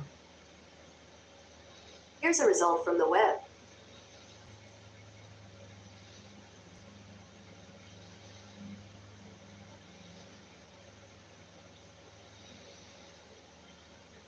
That's not what I want.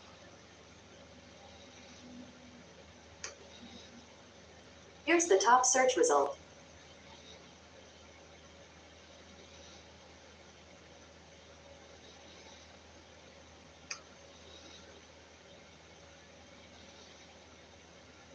Wait 1 second, everybody. I'm just trying to find the documentary.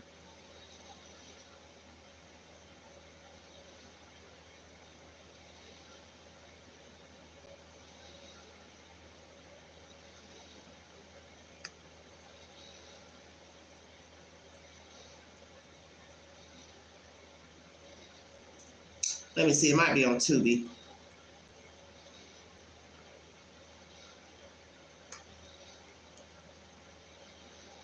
Oh, the words. Yeah, that's what I'm saying.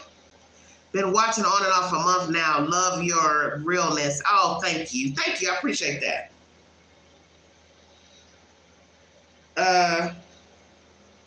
Well, somebody's got a podcast they uploaded a week ago about it. About bad nurse, good nurse, bad nurse, Jonathan Hayes. I don't know who this person is. It's to be abandoning independent films. That's not what I would ask. Nurses who kill. Let me see, is this it right here, everybody?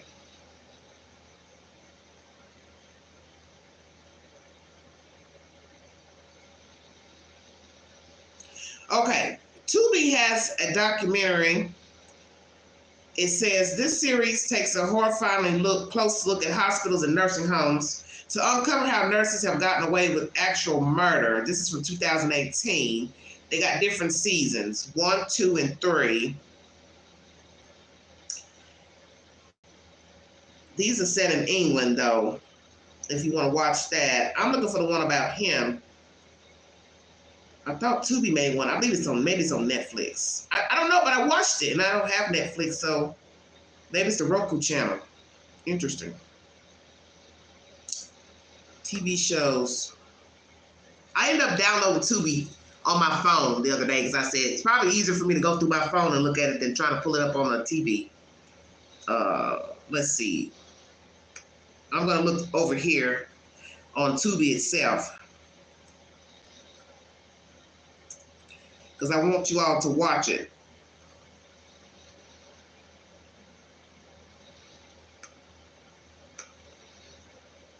No matches, it says. Okay, sorry. Well, maybe it's Netflix. A Roku channel. I watch Roku channel. Maybe it's on the Roku channel. Lifetime. I don't know. I watched it a few months ago, a year or so ago, I thought. Last year, I thought I watched it. Let's see if it's on the Roku channel. It's on one of these networks.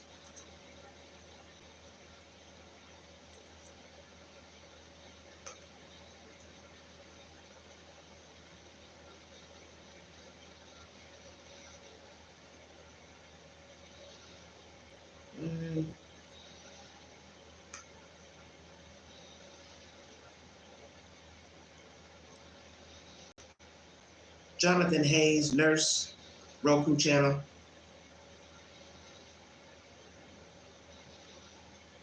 Oh, there it is. There it is. Netflix, I think. All right, everybody, I found it. Oh, you don't? You don't have it in the UK? Damn. But you got damn TikTok. I got damn TikTok. I found it, everybody. The Good Nurse. An overburdened ICU nurse leans on her selfless new colleague at work and at home until a patient's unexpected death casts him in a suspicious light. Streaming on Roku and also Netflix. So it's on Netflix, everybody. The Good Nurse. Let me see where else I can find it. Good Nurse.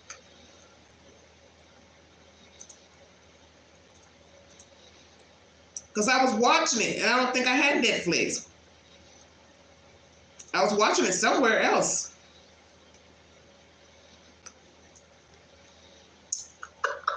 Y'all know I'm a fool. This is good Sunday fun. I don't see it. It's not coming up anywhere. Where can I watch Good Nurse? 0 results. So what? Netflix took it off? Come on now. Don't tell me that.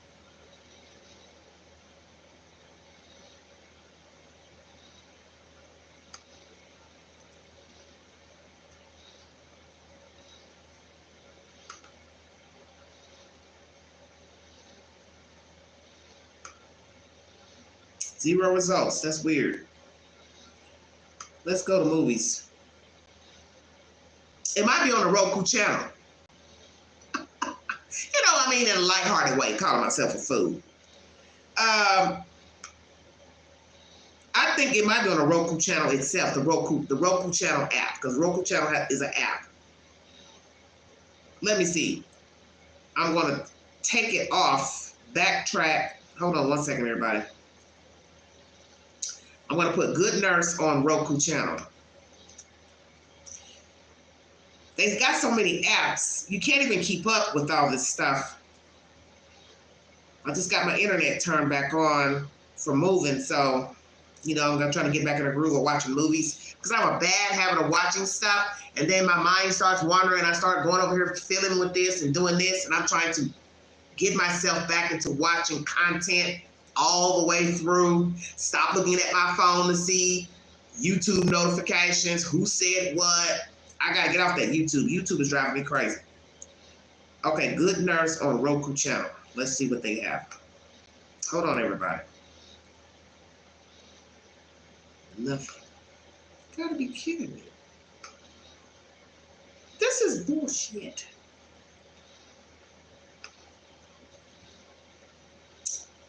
I'm gonna put Netflix one more time, because this is odd to me. How long have I been on here? 1 hour and 32 minutes. Oh, it is good. Thank you, Diana. I appreciate that, sweetheart. You know I have my moments. You all know I'm high strung. Anybody that's followed me for a couple of years should be used to me by now. It's not coming up any results for The Good Nurse on Netflix. I forgot. Netflix is like, you know, any other app. They play the movies, documentaries for so long, and then they boot them out, and then, you know, they bring something else in. But I would assume it would stay, you know what I'm saying, in its search library. Well, let's go to YouTube. I'm gonna go to YouTube and see if YouTube has it, so you all can watch it for free on YouTube. I hope you don't have to pay for it. Because I'm trying to remember, I know I turned it on, and I didn't finish it. I don't think it was the trailer that I was watching. Hold on. This is crazy. Let's see. There it is. There's the trailer. See, it was Netflix. I know the hell, but Netflix don't have it. Damn. Okay. When you go into YouTube Q, YouTube has it under Netflix still. So,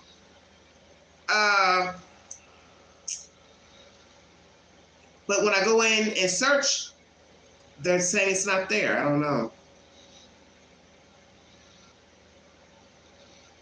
Oh, do you all want to hear from the actual nurse who worked, who the movie's about? Let me try to pull it up. Hold on. Inside Edition is the source. Let me share it to my community page, and you all can check it out yourself, what this lady has to say. If you want to, maybe she wrote a book, I don't know.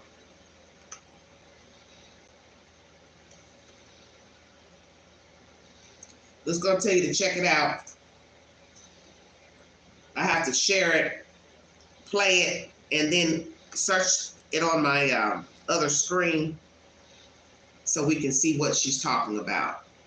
All right, I got it. Let's see. They're not showing Inside Edition. What is, let me see, it's on my home screen. Hold on, everybody. This is crazy.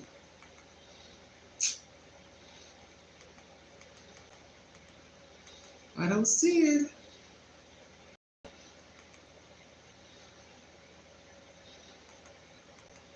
Y'all heard about that TikToker that died? I don't know what was going on with her. A lot of protests with this war. I have not kept up with it. I don't want to. I don't want to get into that. This Israel, Palestinian stuff is too much for me.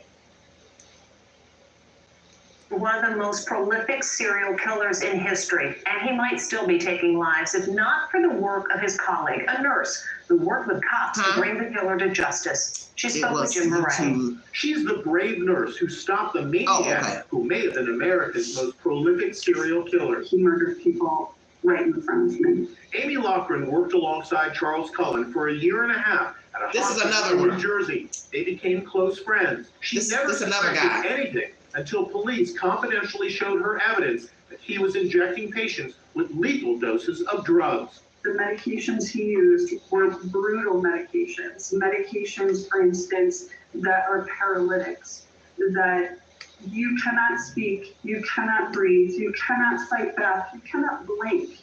You can hear everything that's happening. Investigators asked Amy to use her friendship with Cullen to get him to confess. Did you actually wear a wire to help get him to confess? I did. They suspected Cullen's murderous crime spree had begun in the late 1980s. Now Netflix has turned Nurse Amy's story into a movie, The Good Nurse. Jessica Chastain plays Amy. Eddie Redmayne plays the serial killer. Oh, it's about Cullen. She persuaded Cullen into admitting his monstrous crimes. What do you need me to do?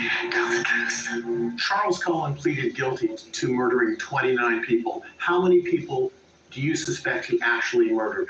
It's well into the hundreds of how many people he not only tried to kill, but probably did murder, around 400. So how did this monster evade justice for so long? Amy Loughran says Cullen moved from hospital to hospital, maintaining his cover as a caring nurse. She says hospital administrators suspected he was doing terrible things, but they turned a blind eye.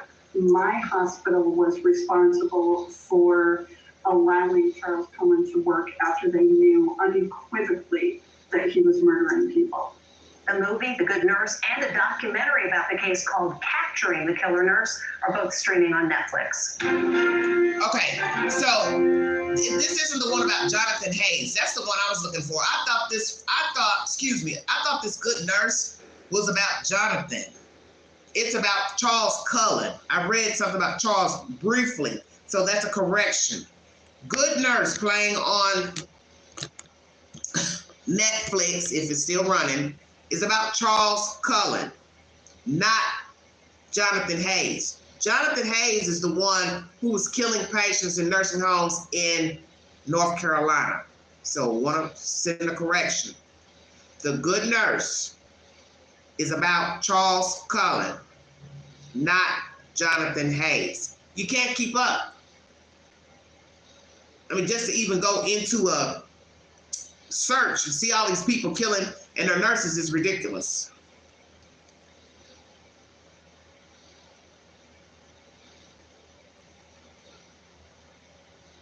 Oh, you're furious. Why, honey? Because of the content? Well, this is the world we live in. I'm going to cut it short here, but I thank you all so much for joining me. 3-part live, P. Diddy, Britney Spears, and Killer Nurse Presty. The Killer Nurse, female, white, 41, will die in prison.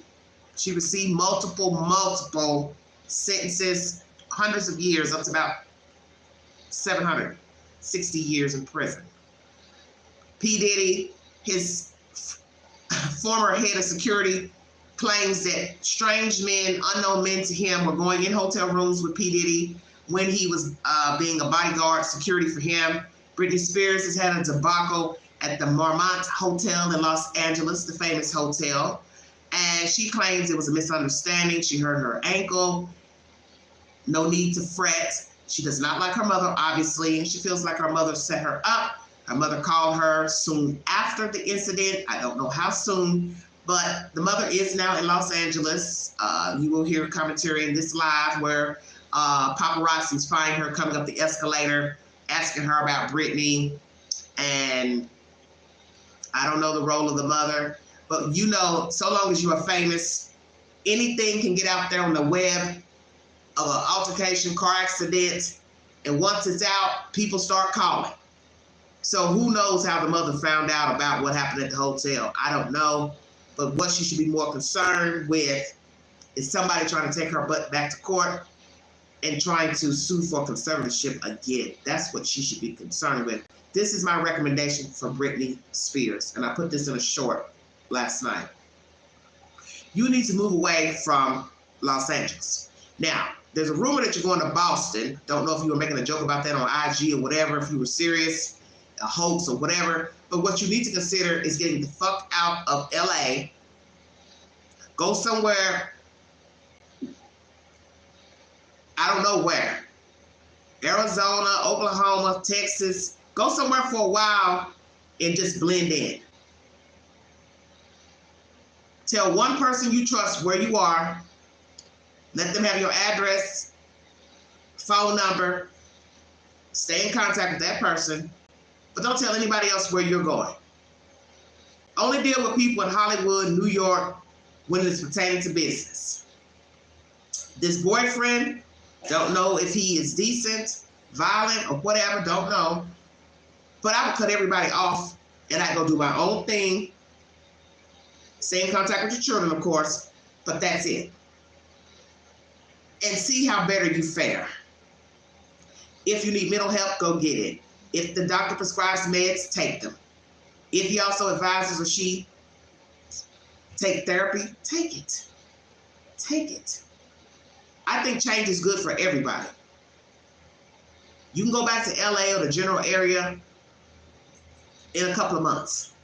But go somewhere else and live and see what it's like to be somewhere where nobody knows your name and give a fuck about Britney Spears. So long as you're in LA, you're going to be susceptible to people finding a way to poke at you. Especially if you're not stable up here. You're a glutton for punishment. So my advice to Britney Spears is to go somewhere incognito, rent a space. I don't care if it's an Airbnb, just somewhere, go somewhere where you won't be the focus of attention to be a news story. Get the help you need. Still continue to work. If you want to sing, write, whatever, cool. But be by yourself, learn yourself, put yourself in the company of good people. I also recommend maybe going to church and finding God if you don't believe in God or you're not a Christian. I also recommend that. Why don't you go spiritual? Okay? Find God if you don't know him. Because he's a healer and he's a way maker. And he'll make a way out of this dysfunction that's up here and in here and in here. That's my recommendation for Britney Spears. Go somewhere, relax, continue to work, but be somewhere where you won't have to be the object of talk. And I think a lot of famous people need to do this. Go off the grid for a while. Let people forget about your damn name. Because that's the one thing we've learned about gossip. Is it not true? You may be the hot story tonight, but in a couple of weeks to a month, nobody's talking about you. That's what she needs. She needs to go somewhere else, live around regular folks, and see how that works. Still, keep your eyes open, ears open. Be careful of the people you come in contact with, and just go somewhere, live zen, and do you. Because I think so long as she's in Hollywood, she's going to be a mark. She's going to be a mark. And if she's unstable, not medicated, then that's a whole nother problem. It won't matter where she's at. She still can find herself in harm's way. Because if she's having mental episodes, it won't matter if she lives in Idaho. She still will be a problem. So if she needs mental help, she needs to seek refuge and get mental help. Thank you all so much for joining me. 3-part live, P. Diddy, Britney Spears, and killer nurse pled guilty. Also brought you other updates pertaining to O.J. Simpson. And also another body was retrieved in the water in Maryland. Another young man, Hispanic male, was found in the water in Maryland where that bridge collapsed. So I believe the total was at 5, if I'm not mistaken, 5 or 6. Very terrible, terrible information. Prayers to all of you. Please check out my movie suggestions. The Conjuring, The Devil Made Me Do It, and A Mother's Son. All playing on Tubi. Free for your enjoyments. Okay? See you next time. Yes, we will be back to talking about crazy stuff. The Proudfoots and Sebastian. And Lord, I did a live on that yesterday. Please check out that live. It's very long, 3 hours plus, but chop it up at your convenience. I don't know if the child is alive or dead. I don't know if that's really him that was seen in North Carolina. But as I said in that live last night, why didn't the person call the police? 2-3 minute call. Hi, I believe Sebastian Roberts is standing right here. All you have to do is take a photo, a video, and been done with it. And let the police decide if indeed that was Sebastian. It's a week later. We're now going to wonder maybe it's not him. Because why not tell us? Yes, it has been verified it is Sebastian Roberts. When we get an update to where he will be staying and this and that, we will bring it to you. Unless they are bringing forward criminal charges. And they want to keep him in a safe place. Because naturally he's still underage, so nobody would know where he's going anyway, but the social worker and the supervisors. But if indeed, you know, hey, you can't word it no other way but fraud. So that's what I said in the last live. What is the motivation if indeed the boy is alive for sending him over to a relative's home? How long were you going to leave him there, and how long were you going to allow this Amber Alert to go on and allow people to continue to search for him, argue back and forth on YouTube when you know damn well he's alive? So as we have said about searching for people, you don't search for what you intentionally got lost. Hello? So whether he was murdered or sent over there to North Carolina to live with somebody, Tennessee or wherever, you know where he's at, so you ain't got to look for him. Stay well. This story is a hot butter mess. And I'm starting to wonder about Seth as well. Why do you need somebody to speak for you? You've been talking now the past couple of weeks. So maybe you feel like you should have said some of the things you said about the Proudfoots. Well, I felt like you were angry. You had every right to lash out because you were tired. I get that. Now, some people may say he has a big mouth. He's talking too much, telling too much. You're entitled to your opinion. But I could see him coming out his shell because at first he really wasn't saying anything. He seemed like he was, you know, aloof, like he didn't really know what was going on with his kid. Or maybe he's just telling us that and then wants to know the truth, that he's been knowing something wasn't right with his kid. But then the downfall about that is this. If you knew all along that your child wasn't safe with the Proudfoots, why the hell did you allow your child to stay with them? So see, there's a lot of questions I have for Seth. Because as I told you before, pertaining to Seth, the PI that stepped back, they do not have to tell you what they're really thinking. I may just tell you something to save face, such as what the Proudfoots have been doing. But that doesn't mean that what I've told you, what I wrote on a Facebook post, is my actual feeling. Do you understand? Because people do it every day. And when you're dealing with a situation that may be a true crime, hell no, I may not tell you what I really feel because I don't want to get damn arrested. Think about it. My child is missing. I know that he's been abused, but I didn't do all I should have done and went and got full custody to get my child out of the situation. Now my child is missing and I think my child is dead, but I don't want to tell you I think my child is dead. I don't want to tell you I think the Proudfoots killed my child. Do y'all see where I'm going? You don't tell everything you feel. And I thought maybe that's what he was doing. That he was either green or he didn't really want to tell everybody that he really want to go over there and bust them in their damn mouth. How about that?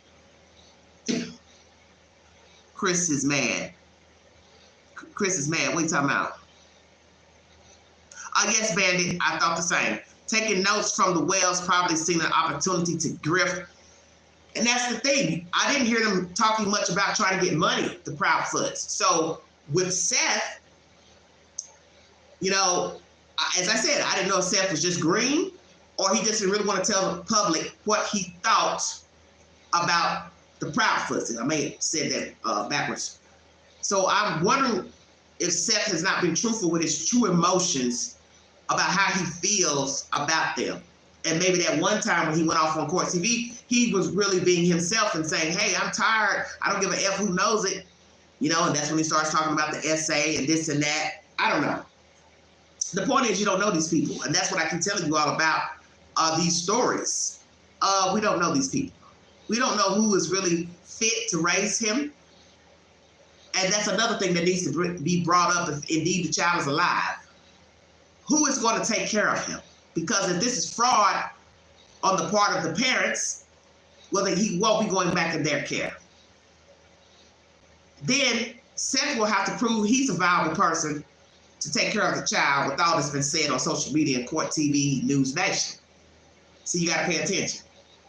Because a judge would have to listen. I thought about this earlier. Excuse me. I said, imagine the child is alive.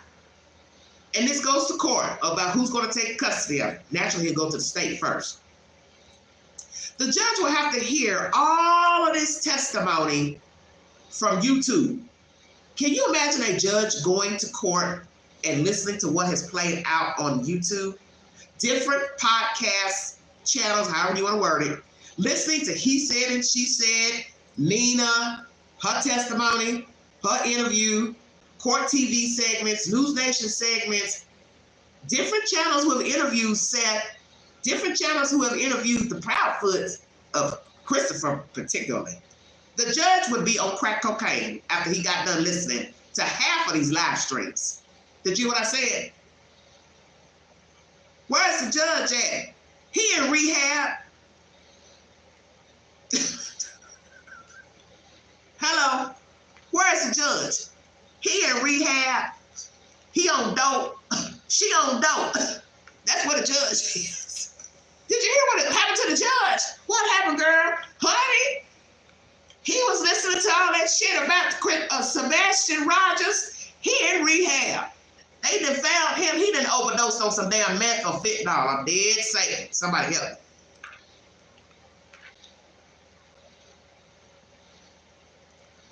He is tired of all of this mess. Oh my God, will that be? Hello, Lady K. Did you hear what I said?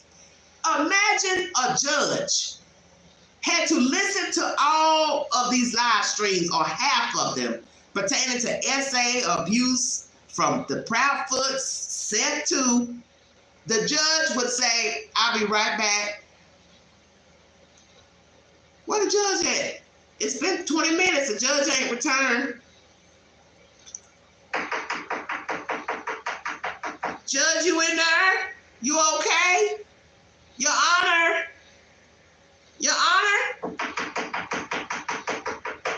Your Honor, are you coming back out? Somebody open the door. The judge gone. Where the judge at? He on the corner getting high. Or at the local damn liquor store. Judge, you in your room coming buying liquor? It's 10 o'clock in the morning. Hell yeah. I'm going to get drunk tonight. Hello, Bandit. Thank you. Yes, I will try to look into this. Aiden Kloon. Hold on. Let me look.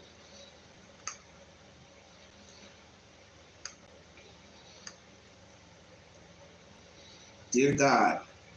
Damn judge getting high and getting drunk.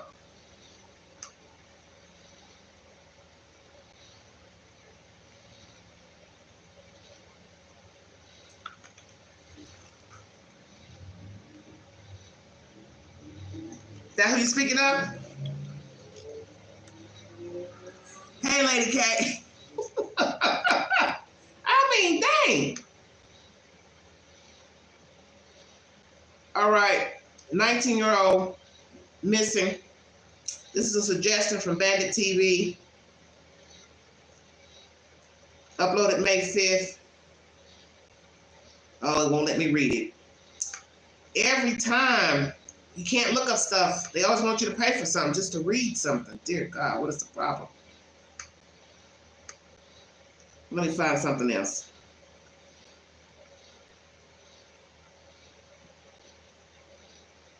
Let me see. News Nation.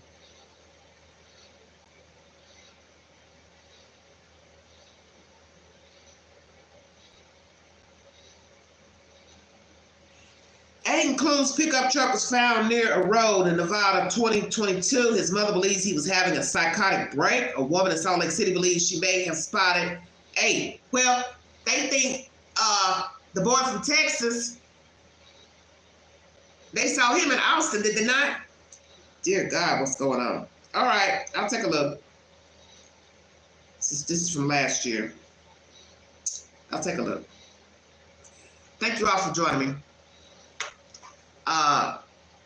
You all know the Queen. But seriously, this is serious business. The judge has his own YouTube channel on the Idaho case. Yeah, I heard that.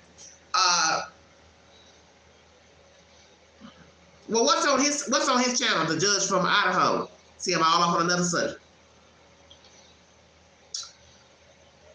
All seriousness aside, these are real people. These are real children missing. And although sometimes we poke fun at the people in the story, some may think it's cruel. You're entitled to your opinion. I do crack a lot of jokes sometimes pertaining to these fools because I definitely gave you the business about the whales and what would be jacked up if indeed they didn't hurt their child, whether she's alive or sold or whatever, but they didn't hurt her. Actually kidnapped. I don't think so, but that's just my opinion. Sebastian, same deal. I don't know what the hell's going on with this photograph footage. I wish the police come tell us something, FBI, whomever, so we can go back, get back to business. But in the end, these are real people missing, real people found deceased. And the sad thing is, a lot of people are murdered by people that they know. That's a known statistic. That's not coming from Angela. That's not hype from YouTube. It's facts. 450 children are murdered each year by their parents. That is a true FBI statistic. So when you say, I don't think this person did it, I don't think this person did it, I think it's an accident, I think this, you might need to go over to FBI. See, I'm about to say YouTube. You need to go to the FBI stats. Because 450 children, that's 450 people murdered that don't got no business being murdered. They're little bitty people. Why would you kill your child? So this is why I always say to people, no, I don't know what happened to a child when they go missing. But what I do know is the stat is real. That children are murdered by their parents, not strangers. They're murdered by their parents, a caretaker, you understand, a guardian, adoptive parents, all the same. Then you think about the stats of children murdered by family members. Ain't no telling what that stat is. Uncle, auntie, grandmama, somebody else keeping the child. Do children get kidnapped, murdered? Sure. Do children get human trafficked for sexual purposes? Sure. But you can best believe the higher stat is probably killed by your parent. So I weigh on that first. You can't bring a receipt to me that somebody broke in a house, somebody saw the child snatched off a street, somebody crawled in the window, broke a window, jimmied the door. 9 times out of 10, the child was unalive or sold by the parent. Thank you. Thank you so much for joining me. God bless all of you. Maybe later I'll come and get a little frisky with you all. We can shoot the SHIT about some old nonsense and it won't have nothing to do with a YouTube story or a true crime story. As I told you, I want to go back to the things I used to talk about when I first uploaded content to YouTube before I was ever, did official business with the network. I like talking about various topics. And sometimes I just like to talk about, as I said, various things. They don't have anything to do with murder, missing children, just life, relationships, courtships, things going in the world, how we think about things, view things. I like those type of topics, quite frankly. I really don't want to keep talking about true crime. I've told you all that. This is not a true crime network. I may get up today and start talking about why the stop sign don't look right down the street. I just like talking about different things. I won't talk about the same thing all the time. So maybe tonight or tomorrow, I will bring you content that has nothing to do with breaking news. Okay? Just life. I may come on tonight and say, fellas, you come home unbeknownst to you Your wife is in bed with your brother. What would you do? Thank you. Thank you, buddy. Sir, you came home tonight, and found your wife in bed with your brother.